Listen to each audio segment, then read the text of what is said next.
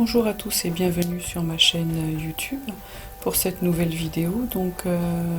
Je vais vous expliquer comment préparer cette nouvelle résine que j'ai voulu tester et vous faire partager mon expérience. C'est de la résine époxy, donc c'est de la marque Scheele ou Scheele, je ne sais pas si il y a un accent ou pas. Ça s'écrit C-H-I-2-L.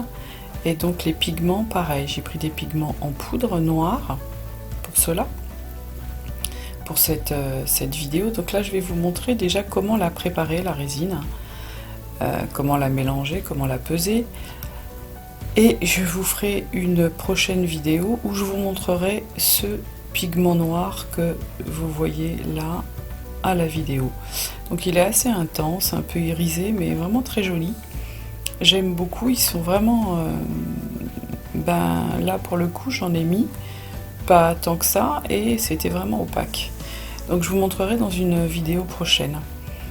Donc là, vous voyez, je prends ma balance, je mets à 0 bien sûr avec le verre dessus. Je fais des récupérations de verre en plastique, de soupe, de choses comme ça, pour éviter de gâcher, comme ça je récupère. Donc là, je vais ouvrir le bidon de résine, donc le A. Le A, c'est toujours la résine. Donc là, vous voyez, il y a une petite sécurité, c'est pratique. C'est des bidons en métal. Je vous conseille... Alors là, il y a je ne sais plus comment on appelle ça. Une pastille en plastique que je retire, toujours une sécurité. Surtout quand pour la livraison, c'est pas mal ça. Vous risquez pas de retrouver votre résine dans le carton. Donc là, vous voyez, je vais mettre les grammes dont j'ai envie. Faites attention parce que les balances de précision comme la mienne, là, elles ne pèsent pas des quantités vraiment énormes. Je crois que c'est maximum 200 grammes.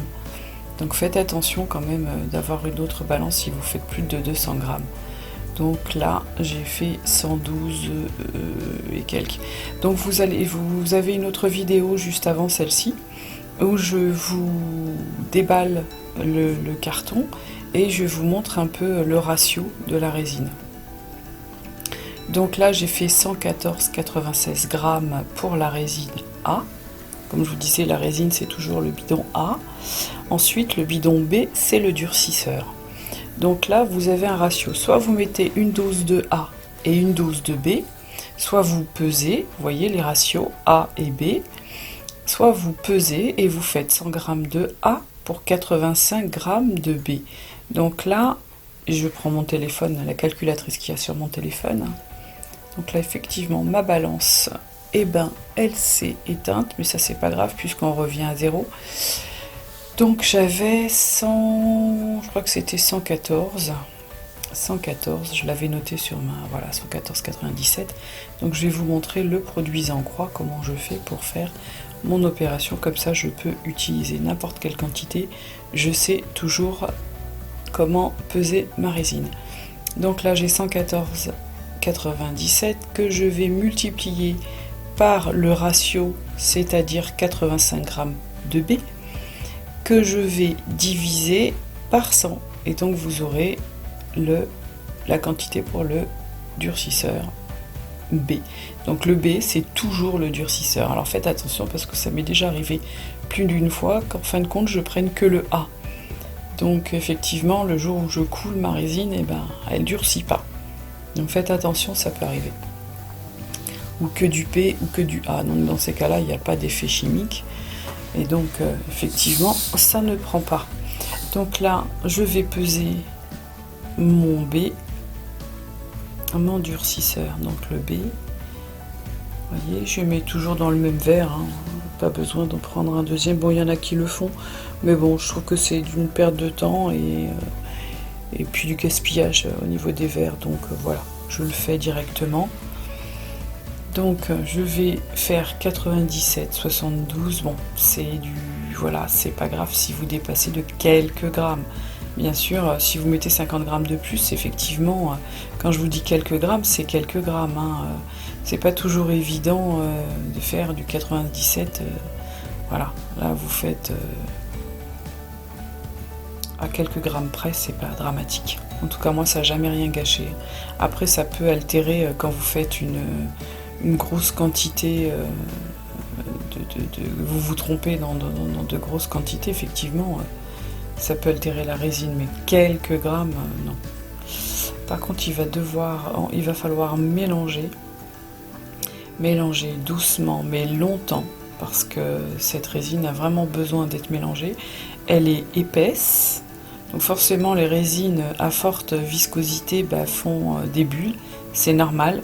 Alors des résines à forte viscosité, en général, c'est fait pour faire des glaçages, pour recouvrir quelque chose, une photo. Vous pouvez la travailler en strates, comme moi je fais en fine couche. Et effectivement, c'est pas fait pour faire de l'inclusion.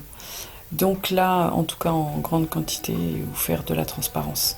Là, je vous montre, j'ai préparé un plat avec un peu d'eau froide dans le fond. Au cas où ma résine chauffe trop, je plonge le verre, en tout cas le fond du verre, dans mon plat froid. Alors surtout, évitez que l'eau passe dans la résine, bien sûr. Mais ça vous permet de refroidir votre résine et de ne pas la gâcher. Vous pourrez l'utiliser. Parce que là, quand vous mélangez, vous avez le A qui rentre en contact avec le B, le produit B. Donc forcément, ça fait une réaction chimique. Et c'est cette réaction chimique qui s'appelle la catalyse qui fait que la résine va chauffer. Et ce que je vous explique là, c'est valable pour toutes les résines. Que ce soit époxy ou polyester, c'est la même réaction chimique. Donc ce que vous pouvez entendre à droite, à gauche, c'est ridicule, et les résines sont... la mienne n'est pas toxique, mais celle des autres, oui. Toutes les résines époxy sont toxiques, les polyesters aussi, les résines UV pareil. Donc c'est pour ça, protégez-vous.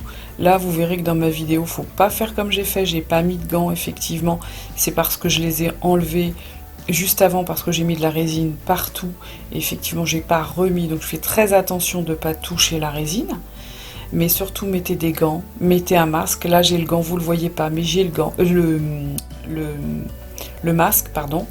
Surtout, faites très attention et travaillez dans des endroits aérés ou avec des ventilations, parce que effectivement, c'est toxique. Toutes les résines époxy, polyester ou UV sont toxiques. Ce sont des produits chimiques, n'oubliez pas. Et le fait de réagir la A avec la B, ça fait une réaction chimique. Et toutes, elles sont pareil, il n'y a pas une moins toxique que l'autre, non, ça je connais pas, ça c'est demander à un chimiste ou à votre pharmacien, il vous dira la même chose. C'est des produits chimiques, donc toujours à utiliser avec prudence, surtout les gens qui sont fragiles et allergiques, protégez-vous encore plus, parce qu'effectivement, vous risquez d'avoir des petites surprises. Donc là, je vous explique comment mélanger, vous voyez. Mettez bien votre cuillère ou bâton. J'utilise des bâtons de bois. Mettez-les bien sur les côtés pour bien mélanger. Au fond, allez dans un sens, puis dans l'autre. Donc voilà, je vous ai montré comment mélanger cette résine. Maintenant, il va y avoir une autre vidéo, une troisième de la série de la marque Scheele, où je vais vous montrer comment réaliser un plateau oriental.